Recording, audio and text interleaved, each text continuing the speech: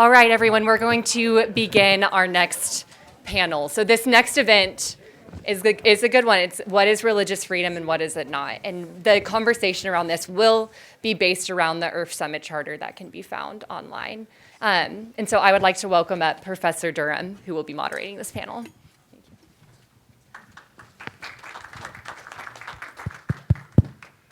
Actually, Bob Destro and I are moderating it together. We've worked together for a very long time, although we come from opposite sides of the country geographically.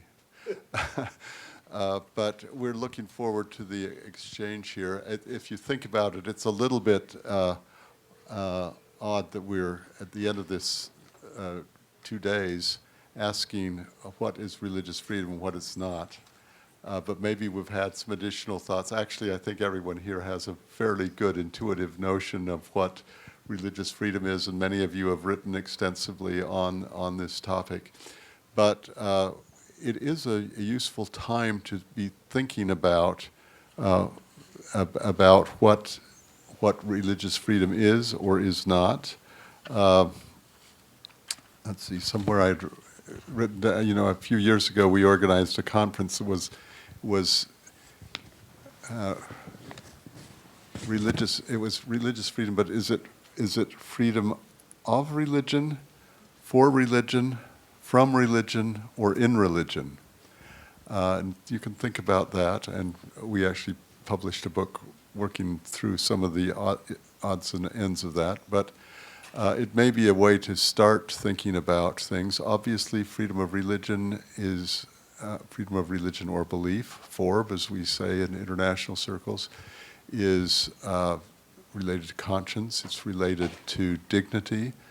But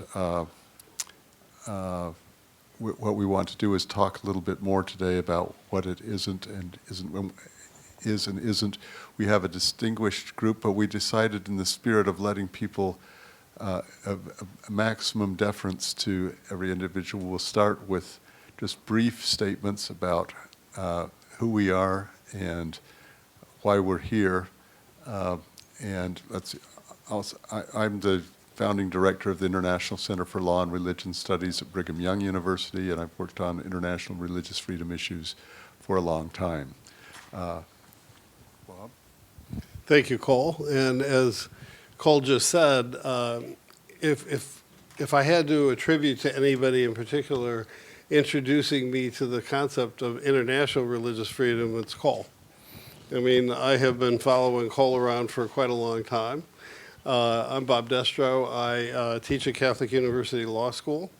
I spent some time on our United States Civil Rights Commission. I was one of the few people at that time who was interested in freedom of religion and kind of how religion and ethnicity and culture fit together, which then brings you off into some very, very interesting areas. And I was honored to spend some time as Assistant Secretary of State for Democracy, Human Rights, and Labor. And we also got into these kinds of questions. And as Cole and I were sitting talking at lunch about how do you best, address this question. The one, is we'd like the members of the panel to talk about how they came here. Like, why is this panel an interesting thing for you? And from my perspective, people have asked me, well, now that you've spent some time inside the State Department, you see how the machine works, and one of the things that, any of us know is once that you've seen something, you can't unsee it, and so, people have said, well, what do you want to write about? And I said, well, what I'd kind of like to write about is putting the human back in human rights. And that the question of what is our common humanity, why does that bring us here?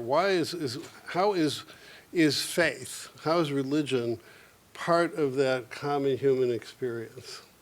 And it's experienced differently in different places, to be sure, but one of the interesting things for me is as soon as I got to the State Department, I hadn't done much work with international organizations before. And one of the organizations with which we dealt with extensively was the Organization for Security and Cooperation in Europe, OSCE. Now, Cole is a veteran of OSCE meetings. But one of the questions, one of the issues that they said, well, we're going to go to the HDIM meetings. And it's like, what is HDIM? Well, it's the human dimension. Okay, and so they say, well, what's the human dimension of religious liberty? What's the human dimension of something like, what does it mean to have a home? I mean, there's a human, what's the human dimension of human rights? That's kind of what brings me here. And so I'm now going to turn the microphone over to the Imam, and he can talk a little bit about what brings him here.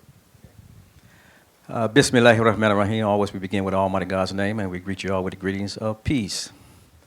I'm again Imam Talib Sharif of Masjid Muhammad the Nations Mosque, and we've been hearing since we've been here about the Universal Declaration of Human Rights, and of course the 75th year that we're in right now. Mosque that I'm in right now goes back to the 1930s, and it was established by descendants of those who were denied all of those rights, including freedom of religion. And after coming out of pre-existing buildings, the community built a building in D.C., and they dedicated it on the day that the United Nations issued that Universal Declaration.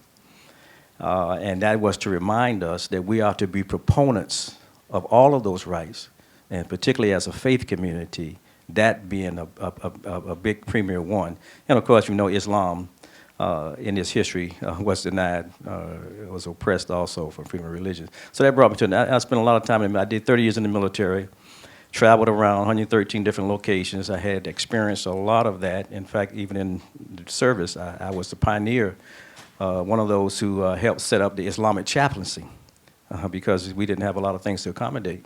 And we had and it wasn't popular at that time when I joined, which was in the 70s. And so all of that propels me to be here, to be an advocate of this innate right that's a birthright for all of us. And of course, we know now that we all go back. The many faiths, they all mention that there has to be a first, and we all are connected with that life. So trying to get us to see who we are as human beings, if we better see who we are as human beings, then we can better respect each other, that we're really a part of each other. We talk about Adam, that's one name that's used, but there are other names that are used as well. But again, that's all of that brings me to where we are now. And I've done some things with State Department, certainly been working with the Round Table, doing a lot of things with other international groups in this area as well. It's very important.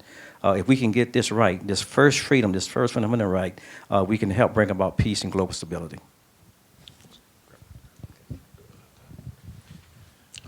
My name is Nick Fish, and I'm the president of American Atheists, and I appreciate very much the opportunity to be here to speak with you all and to share this great panel with such distinguished co-panelists. I've been asked a number of times throughout this weekend, as have my colleagues, like, what in the world are you doing here? Or maybe not verbally, but with the look when we introduce ourselves of say where we're from.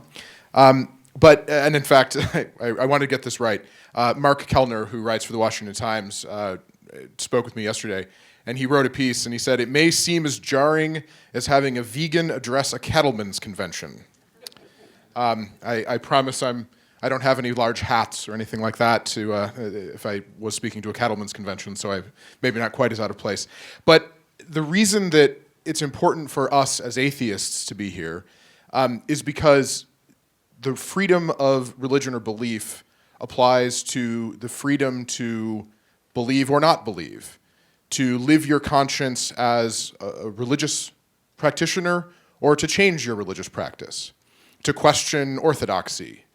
And the term atheist is often used as a weapon by repressive regimes that are seeking to enforce a particular doctrine and dogma on their people. And that often is the people who are often targeted with that label and subjected to blasphemy laws or branded apostates and thrown in jail, are often reformers, people who are seeking to elevate the human rights discussion in a broader context, to protect all of the human rights that we all share. And because they're challenging orthodoxy, because they're questioning the regime in some way, they're branded as atheists, and those blasphemy laws are used against them. And so this is all part of an important conversation, because we as atheists are the victims of discrimination and stigma and oppression and persecution in much the same way that religious minorities are in these nations. And so I strongly believe that our dignity as humans, our human rights, are all interconnected. That my right as an atheist to not be aligned with any one particular religion in a nation is jeopardized just as much as a religious minority, and in a nation where atheism is mandated by the government, that is not religious freedom either. And so when people see my presence or question our participation in this, I think it potentially speaks to a misunderstanding that I have hostility to religion or FORB, and to use that more inclusive term, that I have hostility in some way, and it couldn't be further from the truth, because any religion, or any nation that can take away your right to practice your religion can also force a religion onto me. And we're all in this together. Every single person in this room, every group in this room, every denomination, every person on this stage, we're in this shared struggle together. And it's vital that we work to elevate FORB and elevate those universal human rights in that human rights framework. So thank you again for allowing me to be here, and for the really great conversation.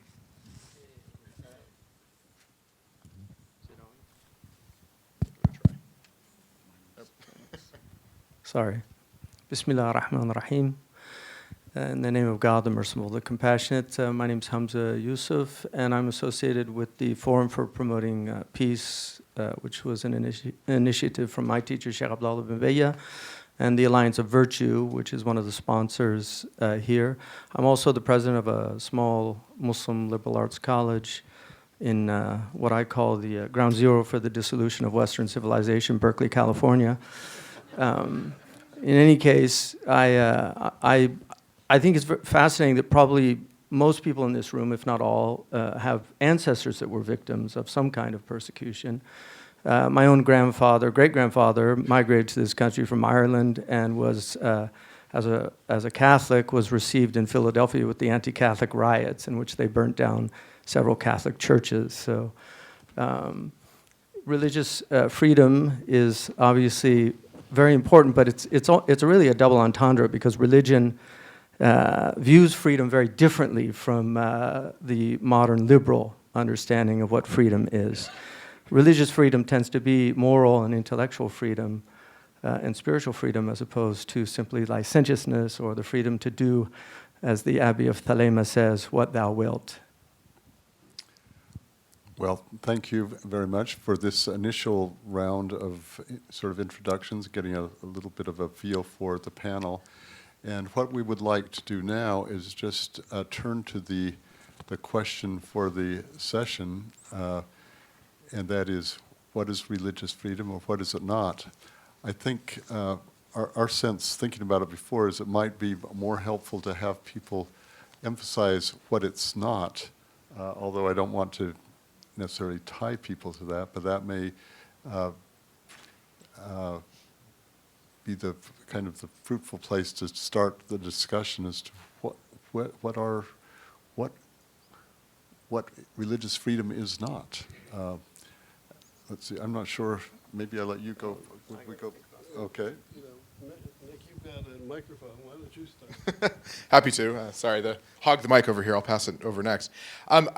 In thinking about this question of what religious freedom is or is not, the way that I always approach it is from a pluralistic standpoint, and the way that we kind of articulate this often is in the context of secularism. And when I say secularism, and what we mean by that in the atheist and humanist community, was, I think, most carefully articulated in 2017 in what we called the London Declaration on Secularism, that seeks to push back this idea that secularism entails in some way a dominance of non-religious lifestyles over religious lifestyles, but rather is standing up for a pluralistic, inclusive vision of freedom of religion and belief. So a secular state that recognizes that people can hold all sorts of different religious beliefs or no religious beliefs at all, and that public institutions and public services that are shared amongst all the people need to maintain that neutrality.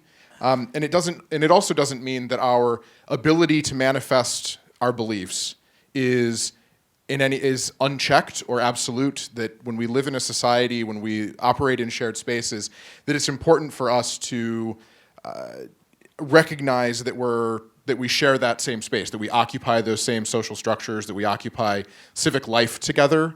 And so I'm always a little hesitant to concede in some way that FORB, or the freedom of religion, to use the less inclusive term, is in some way a super right or a trump card that can be played on top of the broader panoply of human rights, that they all exist intertwined and interconnected together, and that when we start allowing religious freedom to trump all of the other rights that are articulated in the Universal Declaration on Human Rights or in other legal structures, that what we end up with is the denial of services, the denial of people's shared humanity, the denial of equal access to society and civic structures. And so that's an important part of this. But from a top level, 30,000-foot view, the freedom of expression, the freedom to express one's views, to live out those views, we're all on the same page with that, because we face the same challenges and the same discrimination. So that's kind of one pushback that I might have from some of the conversation we've had that I've heard throughout this summit, is just the cautioning about creating religious freedom as the baseline, the top human right in some way, that it's part of the broader network of human rights. Okay. In Islam, the word for religion that's translated to be religion is deen. And so we accept the translation, but it's broader than that. It really means a way of life. And so in understanding that, it really incorporates those who has a way of life that may be different in their belief or not belief. And so there's a verse where Prophet Muhammad is given to let people know they can be the way they are, and they have the freedom to do that. To you be your way, and me be mine, and we don't have the right to infringe on how we believe and to push my belief on you, you to push yours on me. When we look at the first Islamic society, there were those, and we're talking about Medina now. It was called Yathrib, but it became to be called Medina. Those who don't know, Medina actually comes from the word Medina, which means that it's a place where you be civil, where you teach you how to be civil and how to interact with each other. So that's why it became to be called, when Prophet Muhammad got there, he renamed it to Medina.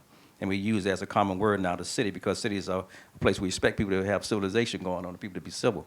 But so in that society, they had 12 tribes. They weren't all on the same page. They had different religions. They had Jews, they had Christians, they had others, they had non-believers, they had pagans there. Some people only believe, it's hard to believe there were pagans that were there. He had to fight against pagans, but there were pagans in that society.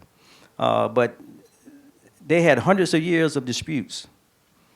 And so when they found out about Prophet Muhammad, the tribes went to Mecca to visit him to see if he can come help them solve these issues. And a lot of those issues have a lot to do with what we see today. People wanted to say theirs to subjugate their way to others. Anyway, so they all accepted him to have this one arbitrator to come be the leader of society. And of course, when he came there, he instituted this constitution, which is a very pivotal part and is a partnership with this international religious freedom today, with the Alliance of Virtue, the Forum for Peace. Here in America, Imam W.D. Muhammad in the 70s was studying Medina, and he began to have us begin to work and see things differently with faith and those who didn't believe in relationships. But Sheikh bin Bayah, his insights were able to now to see that as a big player with Muslims right now being about 1 billion point something in the world, to get them to look at that document. And then, of course, he drew from that document because it has a success. We're speaking about success now. Because in this society, there are about 50 articles in this initial, what we call Medina Constitution.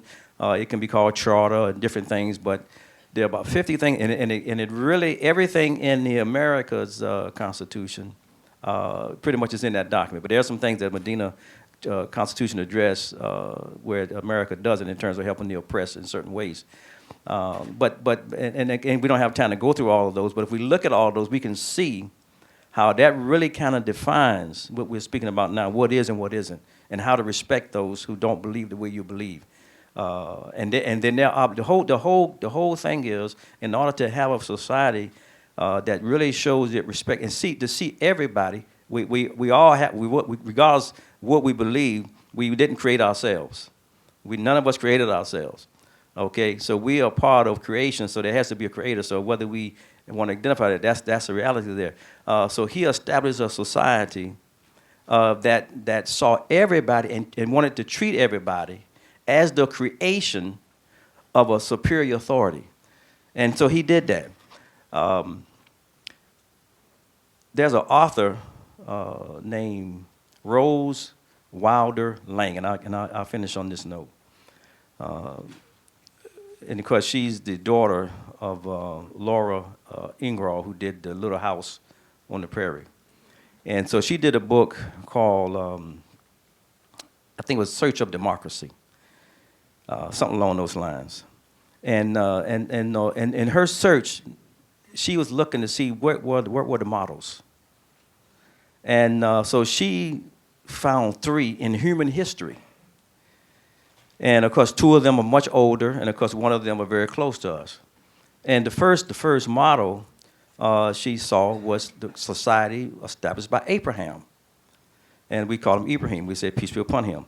Now in that society, because our Quran lets us know that there were those that didn't believe the way Abraham did, plus there were those who today are classified maybe as homosexuals. And they had rights. He didn't seek to hurt them, because we all know that Abraham had some visitors and they came up to him. But he didn't. There's nowhere in that society where he told them that is something that was not to be in the society. You know, he just appealed to their reasoning, their logic. But that was something that was in the society of Abraham. And she said in that society, that with the other faiths and those who didn't believe in the pagans, that he created something where everybody would be responsible for a superior authority over them. And it was basically saying that one of the problems that we have in society is that nobody wants an authority over them. And when we begin to see things like that, then that's when we begin to have problems. The second one was this Prophet Muhammad, the Medina model. And then the last one was, she said, and she looked at history, coming from that, she said, was America. And she didn't hesitate to say that America drew from the first 2 to establish its society. And of course, we found a lot of parallels, as I mentioned, about that document, the Constitution of Medina. Hamza? Go ahead. No, you go ahead. All right, Bismillah. So I think one of the biggest problems that we're facing is we've been a transitional generation. So those of us who are older, at least, we've seen just such major shifts in our culture. And one of the biggest shifts is this movement away from traditional religion as it's understood. All of the traditional religions, I think, feel under siege right now, because many of the things that they hold dear, like Abrahamic morality, for instance, are now seen as a kind of bigoted view of the world. It's interesting that bigot comes from by God, you know, the word in its etymological derivation. So the bigots were those who were constantly appealing to God. So I think that one of the things that our civilization now views is that somehow religion was the scaffolding by which we built our civilization. But those of us who actually still believe feel that it's the foundation of the civilization, and we can't simply just remove the scaffolding of religion and there's anything going to be left. I mean, this is something that Kierkegaard already saw early on, the leveling of modern society. I mean, it's very interesting that hierarchy itself is a Greek word which means the rule of the sacred, that if families are based on hierarchy, if there's not parental authority, there is no family. And yet we're living in a time where all hierarchy is seen now as some kind of evil that needs to be eradicated. And so I think for those of us that do believe in religion itself, religious freedom is something that we understand to be much deeper than simply the freedom to practice our religion, but actually the freedom to flourish as human beings and in societies that are becoming increasingly antithetical to religion. I mean, secularism is a fine and dandy word, but a lot of people fail to recognize that secularism is actually a Christian heresy. I mean, the people that gave us these fine ideals of secularism were deeply informed by Christian sentiments, by Christian sensibilities. Hume and Locke, Montesquieu, all of these people, they came out of deeply religious civilizations. And so secularism and laicism, which is increasingly becoming the phenomenon in America, this idea that we have to remove religion entirely, which was never the original intent of the people that founded this country. They understood that religion was absolutely essential. And if you read their writings, it's very clear to them that they did not see a republic even possible without religious sentiment and belief. So I think we're seeing the results of a society that is anti-religious out there. We're seeing the breakdown of authority. We're seeing all of these things that are happening. We're watching them before our eyes. I mean, civilizations do collapse.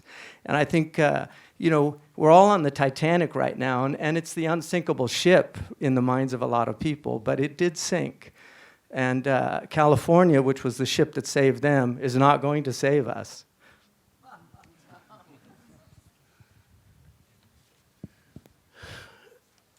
In giving some thought to the question of what is it not, certainly there's very little to disagree with what my colleagues have said. But one thing is true is that religion itself is often the glue that holds a community together.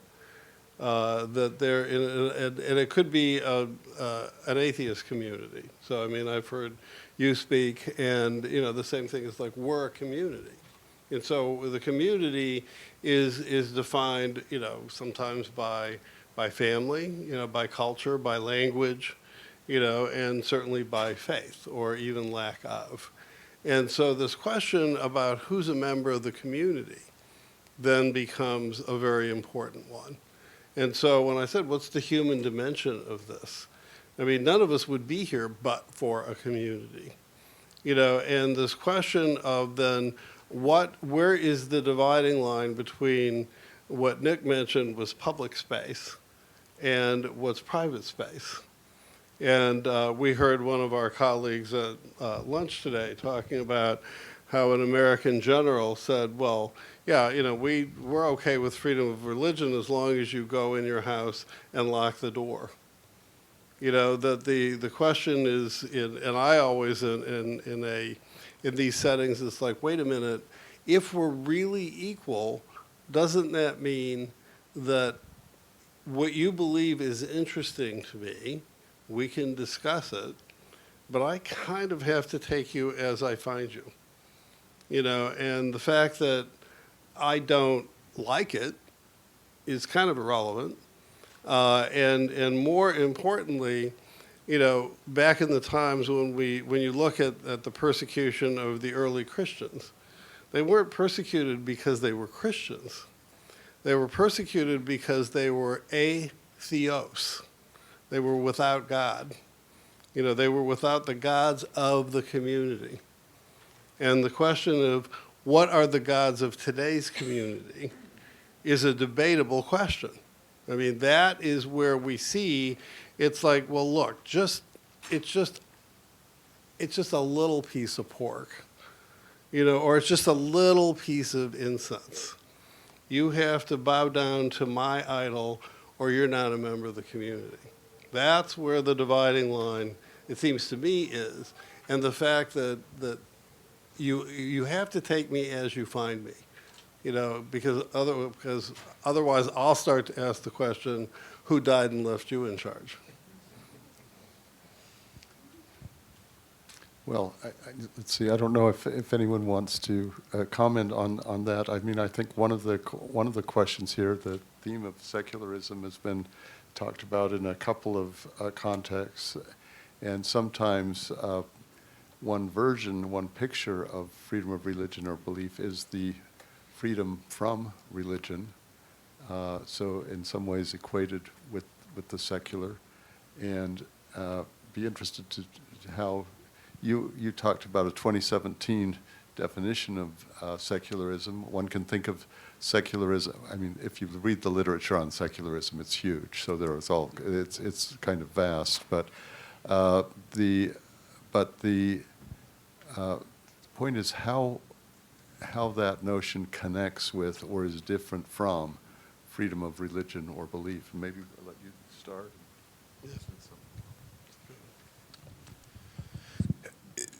I won't pretend that there's one authoritative definition. I mean, that's sort of a limitation, perhaps, is that there isn't a book of how to do this. And so a lot of what we talk about is the byproduct of years, decades, hundreds of years of philosophy and debate and discourse, looking into how to order what we mean by secularism, what we mean by protecting freedom of religion or belief. And I wanted to address one thing that Bob said that I think is important is I'm certainly not in favor, and I don't think most atheists or humanists would believe that or would favor an idea that there is no religion in public space, that public spaces are shared public spaces, that we can talk about our shared values, and part of our shared values are a commitment to being able to talk about our beliefs, being able to engage in robust discourse and push back and have that way of discussing our rights and the way of discussing politics that includes a whole range of sources of inspiration, of sources of rights and all that. But one of the problems is that when religion, especially political religion, nations that are built around the elevation and the privileging of one particular religious belief over all others, is that discourse mechanism, that ability to challenge orthodoxy, the ability to reform religions, rapidly breaks down. That religion, any particular religion, regardless of how we like to conceive of it, is not static. That beliefs, that interpretations change over time, and that's just sort of the nature of things, and that the heresy of today is often the orthodoxy of tomorrow. That different interpretations of our religions end up becoming the defaults or the baseline 20, 50, 100 years from now. It doesn't always require the nailing of any treatises to doors, that sometimes it's a slow evolutionary process hashed out in public forums and debates and discourse. And so we see over and over again that in regimes that silence and push out that dissent, that they are less free than the nations where there is a separation of church and state, to use maybe a phrase that has additional meaning here, but where there are nations where, in the nations where there is that respect for pluralism, that they are societies that tend to flourish. That in fact, it's coercive, domineering religion that contributes to human suffering, and that pluralism, that respect for each other's our shared humanity, our shared human rights, is a core part of FORB,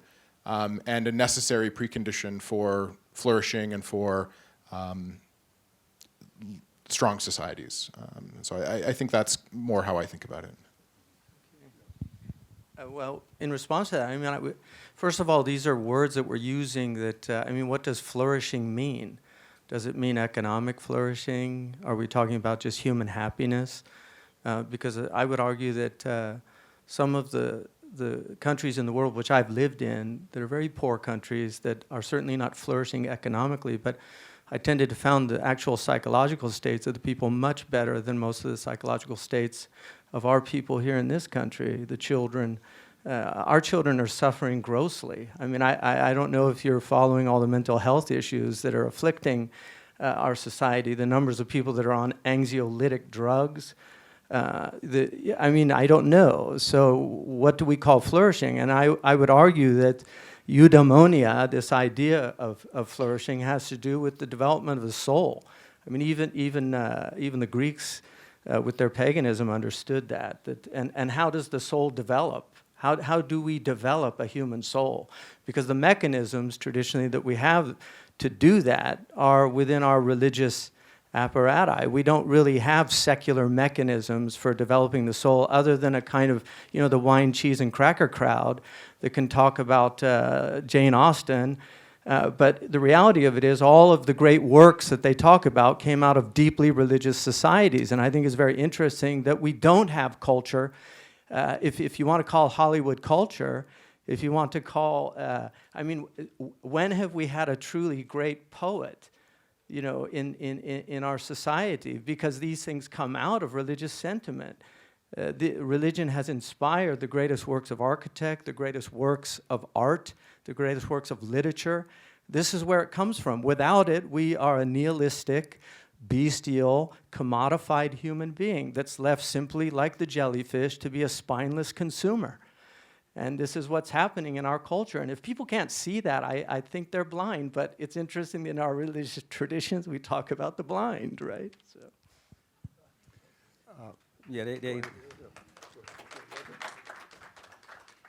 My wife asked me before I left, it really had nothing to do with this, but she just was asked a question. She said, that movie that Denzel was in, she said, why did they do that? The Book of Eli is what she was talking about. And so I had to let her know. I said, well, you see, at the end, they were trying to get the religions, to pull the religions back together, because when they pulled that out, that's when the society began to become chaotic. And what I have friends and people that I know who consider themselves atheists. I don't know if this is the case for Dean, but they say it's not necessarily they don't believe. They really just don't like the way structured religion is. It has kind of turned them off. That has become the case for some of them, because in a state of nature, every one of us, there's something that's driving us, and that's what we have to be free to be able to explore that because of the gifts that we have that are in us. You come here. If we just say Adam, for instance, when Adam was created, okay, he didn't have the identities that we have now. We got national identities, we got ethnic identities, we got racial identities, because those identities didn't exist. And if we look at things in a state of nature in terms of how natural development is, we need to start looking back at our children in a state of nature. When they come here, they're not conscious of themselves as a race. They're not conscious of themselves as a nationality, ethnicity. All that comes later, you see. And at some point, we go from physical, mental, spiritual.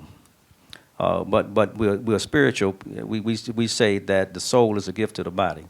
But the body, the physical body, is where we get our first help from, because that is completely obedient to a natural order. I used to work for the Office of Special Investigation, OSI, Office of Special Investigation, when I was in the Air Force. And every day I would go to work, they would have a slogan that you'd be confronted with when you come in the forum that says, "In God we trust, all others we polygraph." Okay?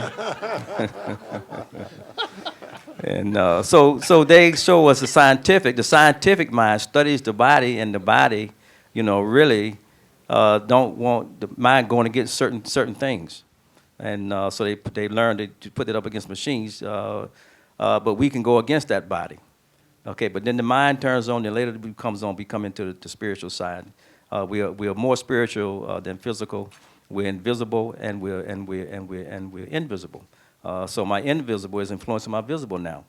And so we have to allow people to explore the invisible, because that's really what's been the establishment and causes manifestation of the physical that we're benefiting from now. I had heard a slightly different rendition of that, which is, "In God we trust, all others pay cash." So, Cole, why don't you go ahead? So I just had the experience last week of reading a doctoral thesis that was written about the sort of three prominent secular societies, France, Italy, and Turkey. And it was quite interesting because the idea of the thesis writer was to trace the notion of constitutional secularism, and she was worried at various points that it was really getting thinned out. And the proof was that in place after place, she could see compromises that were being made with religion. That is, even in secular France, you have some support for religious education, and some payments even into private schools.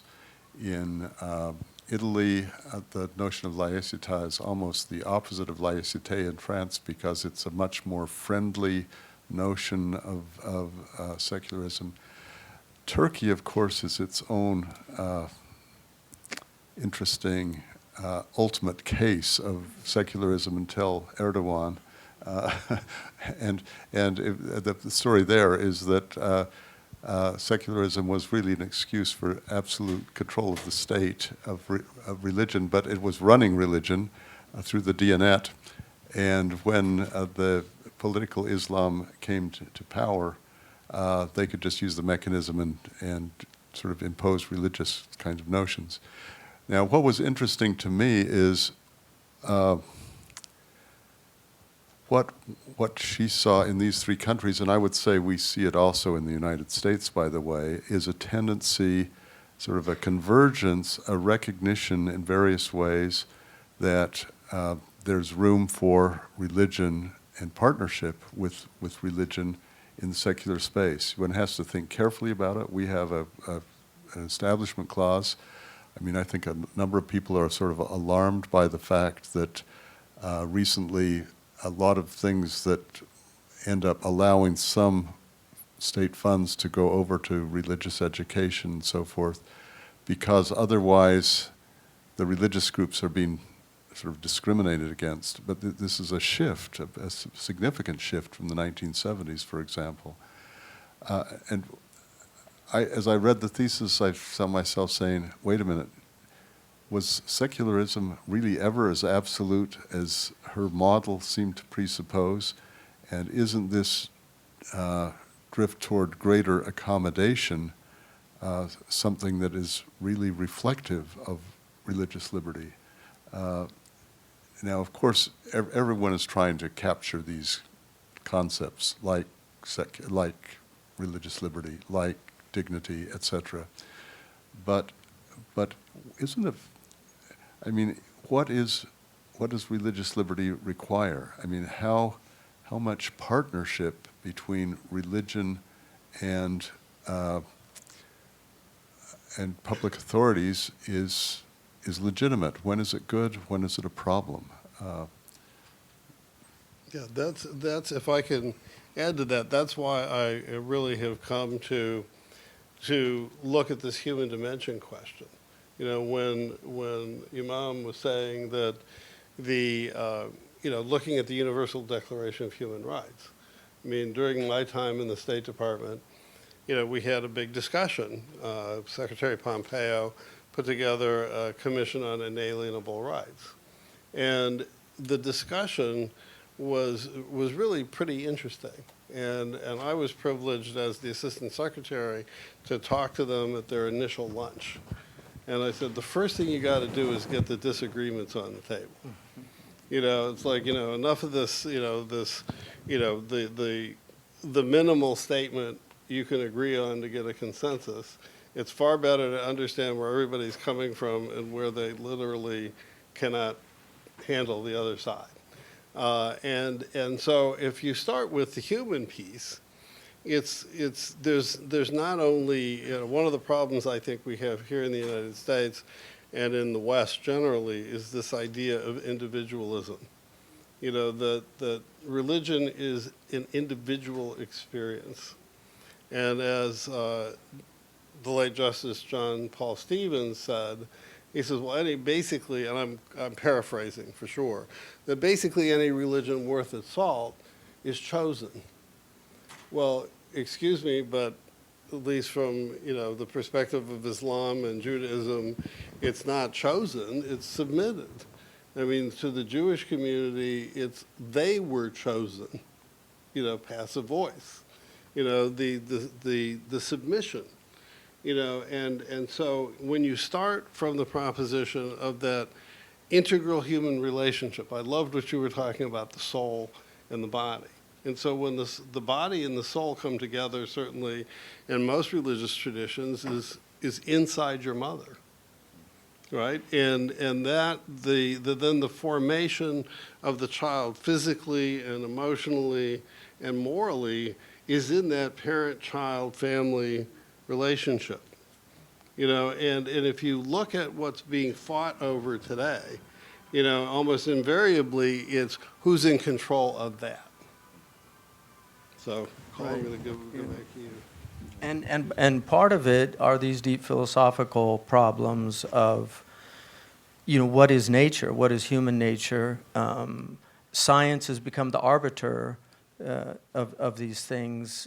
And then on the other hand, you have a type of wokeness that rejects science altogether very often when it suits them and uses it when it suits them. So I think, the religious traditions are handicapped right now because of these dominant arbiters in our culture. And that's why I think religious freedom is such a major concern. I mean, it's very odd that in the United States, when it's enshrined in the First Amendment, that we have freedom of religion, that it's such a big concern amongst the religious communities in the United States right now because 501c3s are being threatened. I mean, we've had in California attempts at legislation to remove the 501c3 status for groups that don't have, for instance, LGBT-friendly campuses and things like this.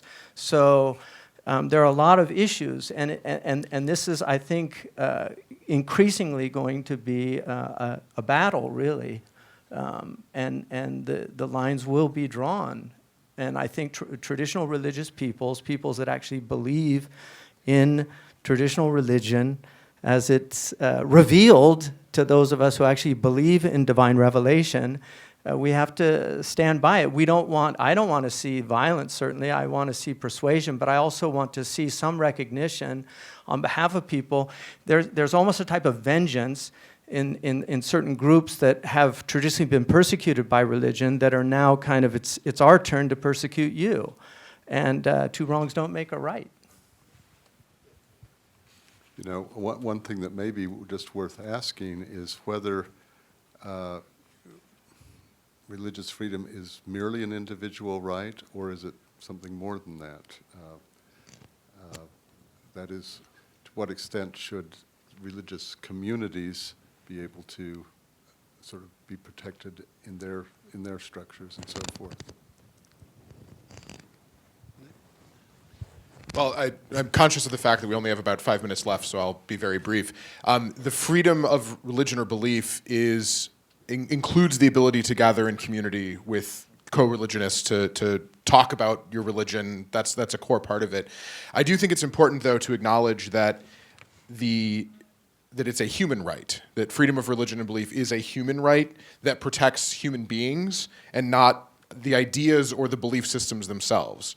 And that's an issue, when going back into the international context, when we try to project that human right onto the belief itself or onto the institution, what you end up with are blasphemy laws, or you end up with public order laws that by criticizing this religion, by going out there and trying to upset the orthodoxy, what you're doing is you're contributing to the decline of society. This is exactly what my colleague, the president of the Nigerian Humanist Association, was arrested for, was going out and he posted on his Facebook page and he said, This is the one life we have to live. That's it. And he was directed to be arrested in a different province in Nigeria by the Kano state. He was arrested in a completely different state, extradited to Kano, spent a year in jail without any charges being filed. The federal court said, this is against our Constitution, this is an illegal detention. They finally charged him. He has now spent 1,008 days in detention and was sentenced to more than 25 years in jail for public order issues.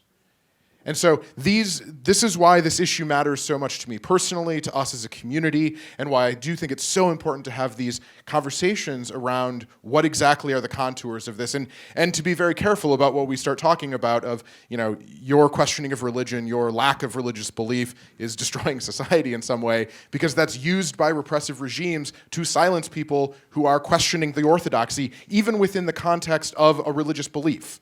That even by attacking non-believers, we are, again, that invective is hurled at people who are reformers as well, that you are not a true believer, that you must be trying to destroy this. And so I just want to urge that caution and, again, mention that we have 2 minutes left now, so I went longer than I wanted to, and I apologize.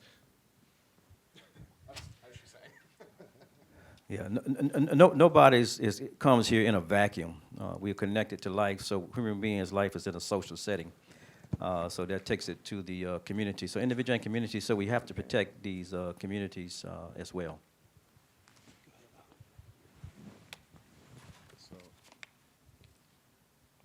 To end, for me, it seems that the formulations of religious freedom ought to be guided by the need for a new cultural consensus. I believe in natural law as broadly conceived, and that project is inevitably going to have severe backlash from existing institutions that are privileged over a lot of the religious institutions, and even from the existing international initiatives for religious freedom. So the restoration and centrality of a sound epistemology and metaphysical approach to reality that recognizes the laws of nature imposed upon us by design, that sanity has a chance of being restored. It means a radical departure from the current anti-culture and miseducation that defines our so-called civilization, a sound return to enlightened religious principles with their concomitant emphasis on moral and intellectual freedom, I think can help restore a profoundly sick community. Thank you very much. I think that was wonderful. I just think we've learned some things that one of the things that freedom of religion is not is a mask to cover bigotry. It is clearly something that's pluralistic and not just a particular brand of secularism. It's something that leaves open a real framework for us to live together. And it's one of the things, in my view, it's one of the great keys, the great modern keys of how to live together with deep difference in peaceful ways. And it protects the non-believers, it protects the believers, it protects the minority religions, it protects threatened majorities as well. And we're very fortunate to have that. Okay, and then just to finish up, I'll just say at the end, I'm about to give a paper on all this on Friday. And one of the things that we have to understand that in a pluralistic society, or even in one that's not so pluralistic, the fact that I believe differently does not mean that I have a right to claim psychic injury if I happen to watch you praying, or if you happen to do something that I disagree with, then, and we used to call that, Justice O'Connor used to call it the objective observer. And of course, it was a very convoluted definition. But now it's kind of morphed into what we call the offended observer. So I can take offense, and so I get to shut you down. And that's what we see in cancel culture today. And so with that, I think we're going to thank you all for your presence. Thank you for your moderation and giving us the high sign to shut up when it was time to shut up. And thank you all for coming. We're glad you made it.